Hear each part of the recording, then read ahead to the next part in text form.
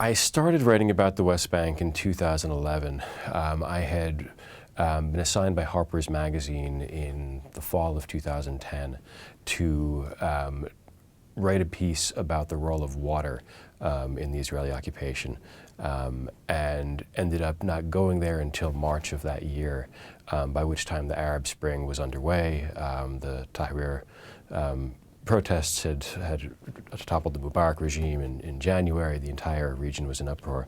So it was an exciting and at that point, very optimistic time to be in the Middle East. I ended up briefly visiting a village called Nabi Saleh while doing reporting for that story, which had been holding protests every week in the village to protest the confiscation of a spring that had been used by the village for generations by Israeli settlers who lived their neighbors in the Israeli settlement of Halamish. At that point, I think Palestine had really gotten under my skin, and I think anyone who's visited can attest to the way it does this and really takes people by surprise.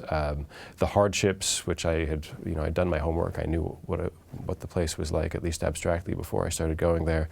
But the realities were much more intense than I'd ever expected.